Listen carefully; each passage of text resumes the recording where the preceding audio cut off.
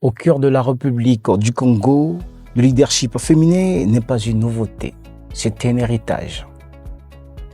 Des femmes qui se sont battues dans les années 1990 à celles qui gardent ce sceau, qui gardent ce qui est en secret, sinon ce qui était un combat pour ces femmes-là d'aujourd'hui.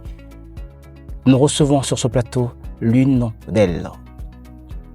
Il s'agit de Madame Marina Mondélé, responsable des personnes vulnérables et des confessions religieuses du candidat Denis Sassou Nguesso de Wenze 1 et la fondatrice et présidente de la fondation Marina Mondélé et bien entendu la présidente du mouvement de la jeunesse pour le progrès et l'unité MJPU.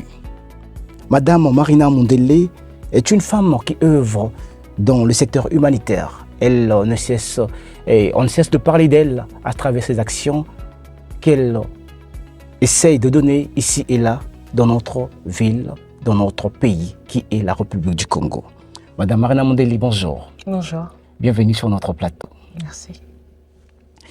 Madame, aujourd'hui, vous êtes une femme très présente à travers vos actions que vous ne cessez de mener. On en parle. Certainement, d'autres entendent votre nom, sans pourtant vous connaître, parce que les dons, ce que vous faites, traversent certainement les frontières de notre pays. Madame Marina Mondélé, aujourd'hui, nous parlons des femmes. Ce n'est pas le leadership féminin, n'est pas d'aujourd'hui, mais c'est un héritage. Un héritage que vous êtes parmi ces femmes qui essayent de maintenir, de garder le cap.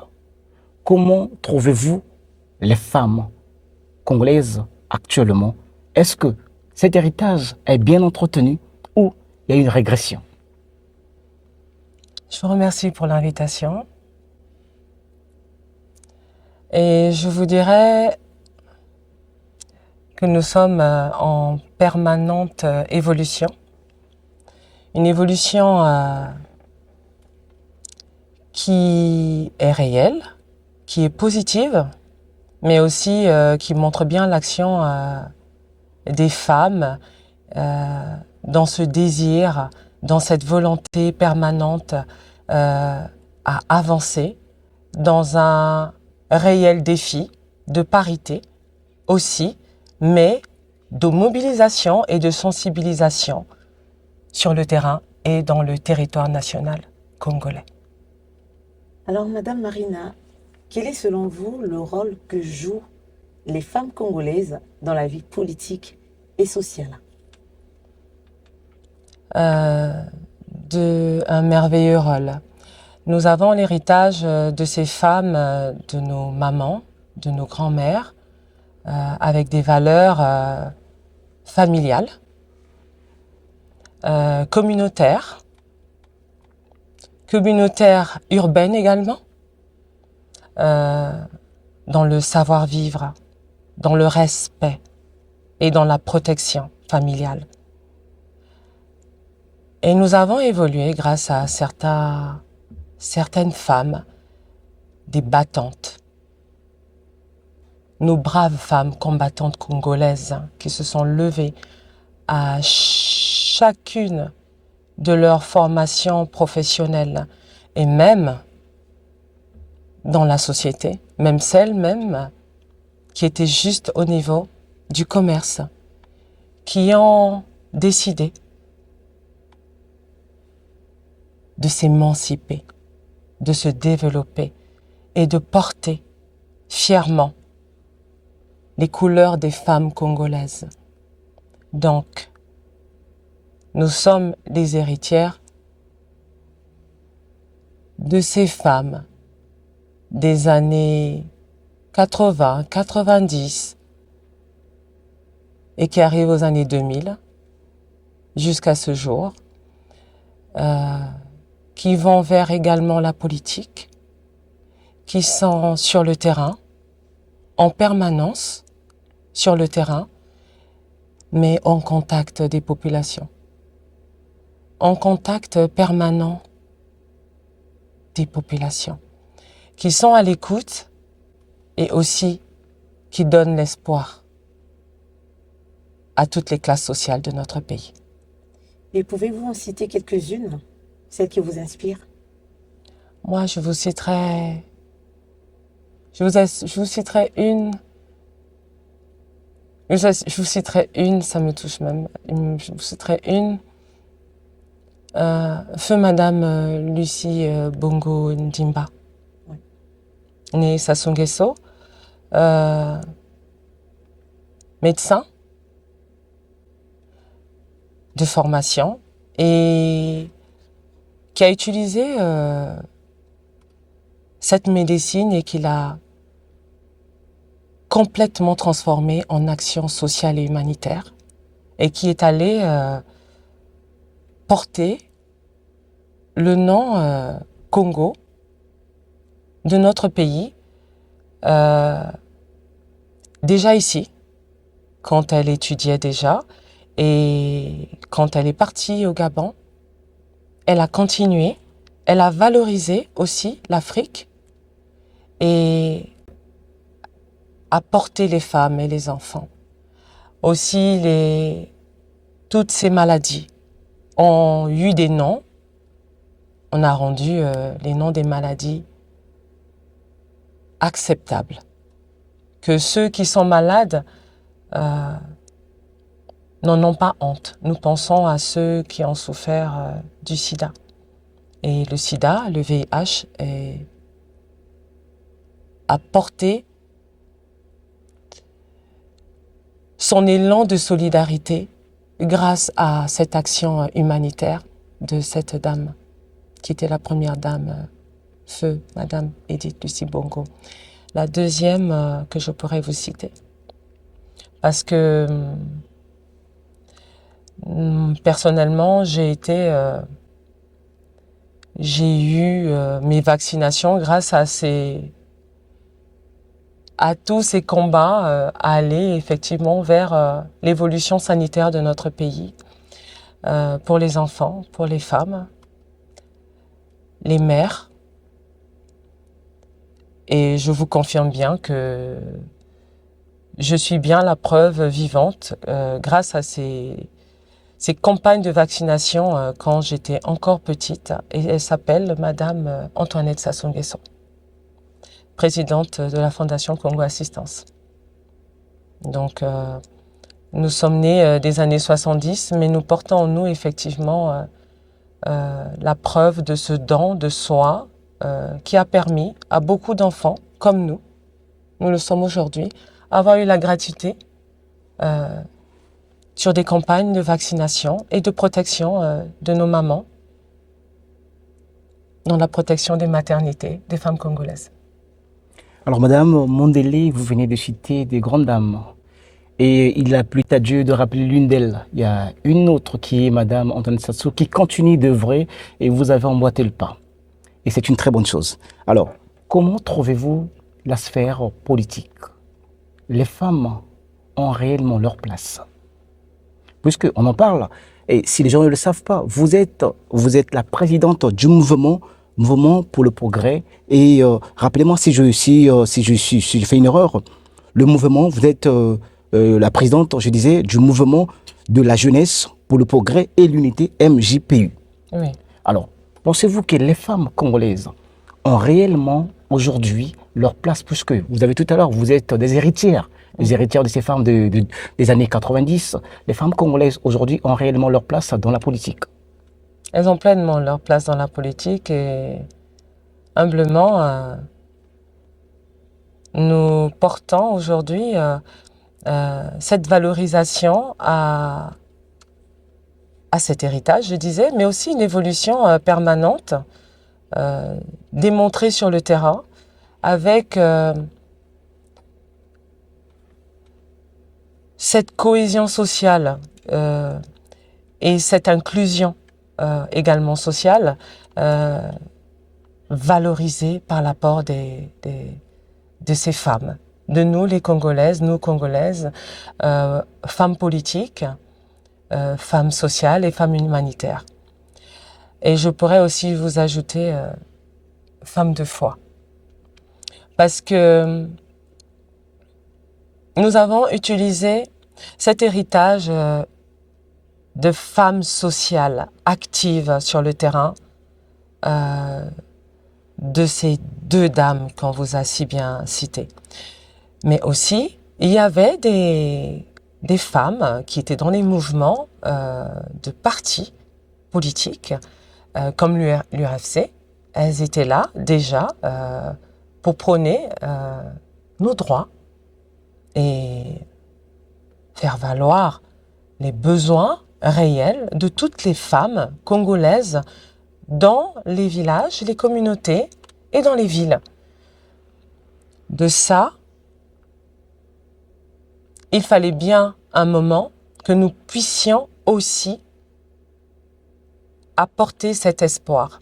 Cet espoir part d'une foi, et la mienne est chrétienne, parce que nous avons aussi, ici au Congo, un chef de l'État qui, lors de son dernier discours, a bien confirmé que la place de Dieu est importante pour nous dans notre pays. Alors, de l'espoir, espérance, croyance, évolution, sensibilisation, mobilisation, nous allons franchir étape par étape les seuils sociétaux, humanitaires, politiques. Et aujourd'hui, nous pouvons dire que nous avons aussi des femmes qui peuvent porter un mouvement comme le MJPU, le mouvement de la jeunesse pour le progrès et l'unité. Que vous êtes la présidente. Donc, je suis la présidente parce que nous aussi, les femmes, nous ne sommes pas celles seulement qui donnent des conseils dans le cocon familial, mais nous sommes aussi celles-là qui sont à l'écoute des hommes, des jeunes, des enfants, mais aussi des seniors. La femme, c'est celle-là qui porte le monde. Et nous, les femmes congolaises, nous portons le monde également. Merci beaucoup, Madame Mundele. Parlons à présent de la campagne présidentielle au Congo qui a officiellement débuté en fin février. Et comment évaluez-vous le niveau de participation des femmes dans ce cycle électoral? Moi, je voudrais qu'on applaudisse toutes ces femmes, ces valeureuses femmes que nous voyons à travers les médias, les réseaux sociaux. Nous voyons beaucoup de femmes se lever et nous voyons beaucoup de femmes bien prendre conscience que le moment, il est aussi le leur, c'est-à-dire la jeunesse, la jeune femme, l'audacieuse jeune femme congolaise qui est aujourd'hui est une réalité. Celle-là même qui ne laisse plus le temps passer sans faire valoir son droit, sa pensée, son besoin réel, mais aussi qui voudrait se battre pour que ce besoin réel soit concrétisé en étant proche de leur maman, de leur grand-mère, mais aussi en portant la voix de l'adolescence et aussi des autres femmes qui peuvent être des femmes en difficulté et qu'on appellerait des jeunes femmes mères. Donc, moi, j'applaudis fortement toutes ces femmes. En 2026 et pour ce mois de mars, nous pensons qu'il est temps qu'on vous félicite pour tout ce que vous avez déjà accompli, pour le temps imparti, que vous ne permettez aucunement d'être saturé ou d'être capturé par une quelconque difficulté ou une quelconque inaccession à espérer. Espérer en ce pays, ça veut aussi dire être actrice politique, sociale, humanitaire et être aussi des présidentes de mouvements de la jeunesse, aussi des mouvements des femmes. Ça veut dire être des leaders. Le leadership, ça voudrait dire être sage et forte. Alors, Madame Ondélé, je dois rebondir sur la question à travers vos réponses. Aujourd'hui, vous détenez l'héritage. Comment est-ce que vous envisagez ou comment est-ce que vous faites pour préparer ces jeunes femmes de demain à vous remplacer? Déjà, nous allons les accompagner et elles ont toute notre écoute, tout notre temps et nous avons la disponibilité, bien entendu, déjà, le leur dire. Nous sommes disponibles, nous sommes là pour elles et comment les accompagner? En les accompagnant avec des formations, en les accompagnant à ce qu'elles portent des projets. Parce que porter un projet, c'est pas une question d'âge. C'est une question de vision, de conception. Nous avons, nous les Congolais, la capacité, et quel que soit notre parcours, quel que soit le lieu où nous vivons, que ce soit dans un district, dans une ville, cela n'empêche aucunement de faire des projets. Nous avons les capacités de les faire valoir, de les faire connaître. Et oui, ces femmes-là devraient trouver des voies comme celui de notre mouvement de la jeunesse pour le progrès et l'unité. Parce que le progrès, c'est ça, porter des projets ensemble, écouter et faire confiance aux autres. L'unité, oui, quel que soit ce qui se passe, quelles que soient les circonstances et quel que soit le temps, il faudrait toujours être ensemble.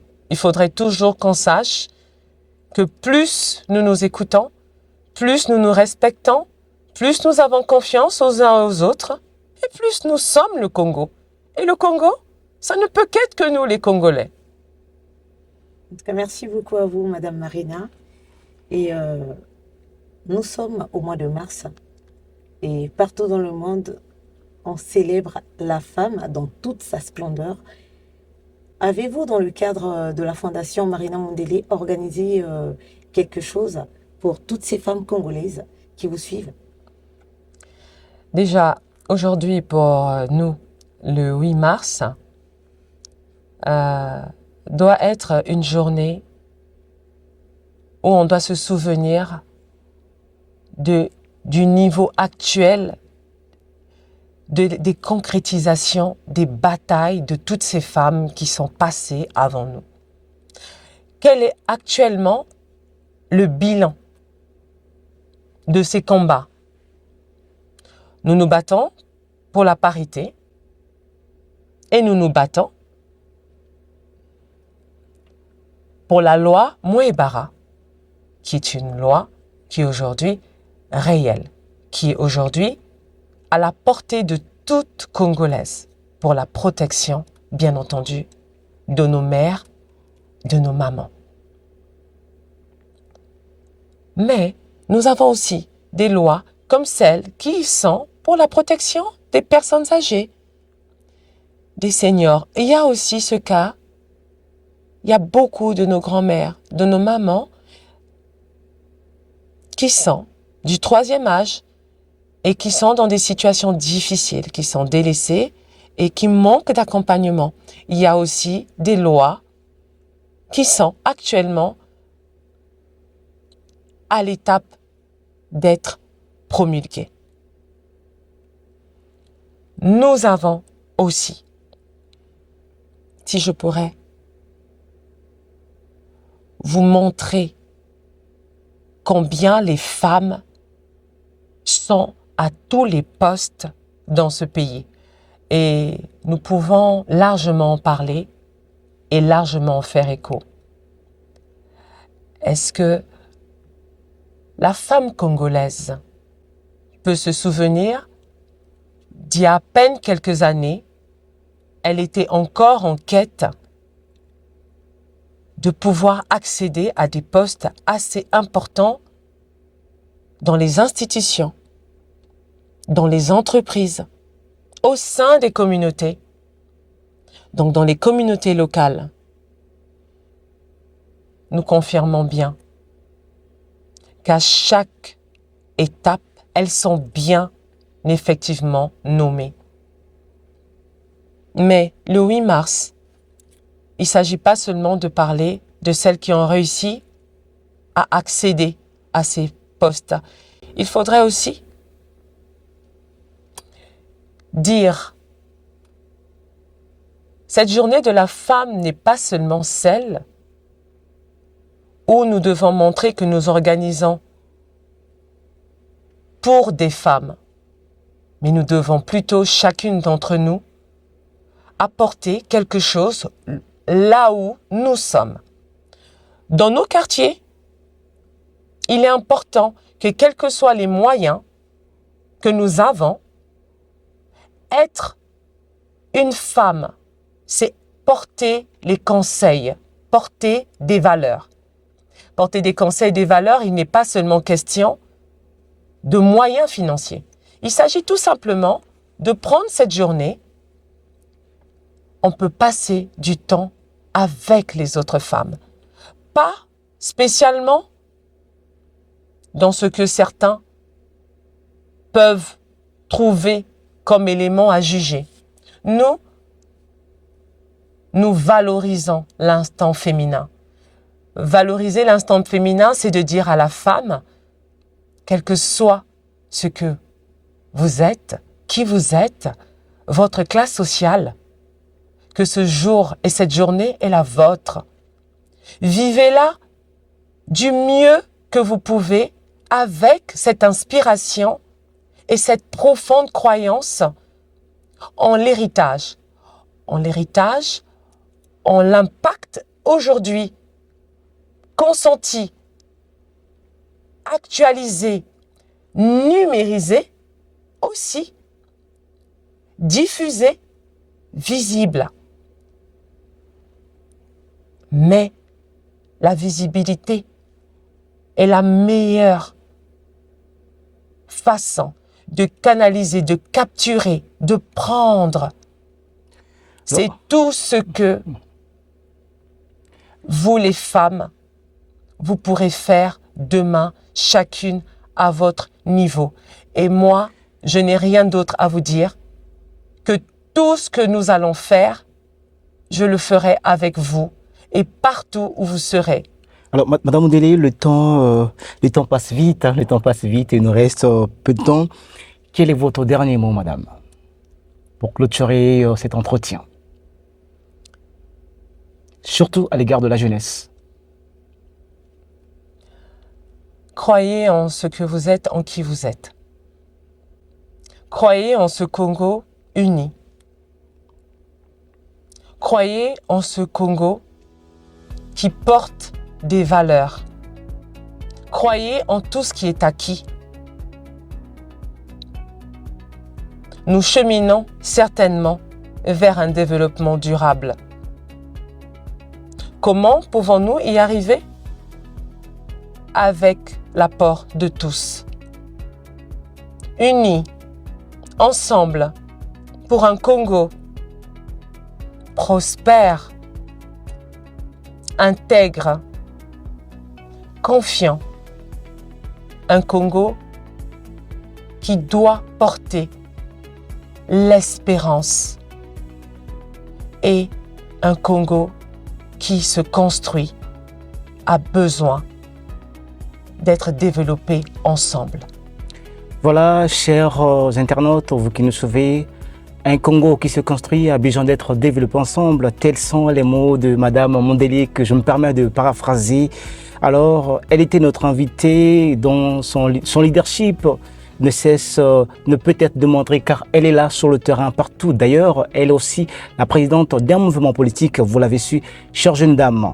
Voici des exemples à suivre et elle a dit dans son intervention que elles seront toujours là. Quand je parle d'elle au pluriel, elle fait partie de ces femmes-là qui vont toujours accompagner ces jeunes femmes qui s'approcheront d'elle. Alors, on aimerait bien continuer cette émission, mais le temps, c'est le temps.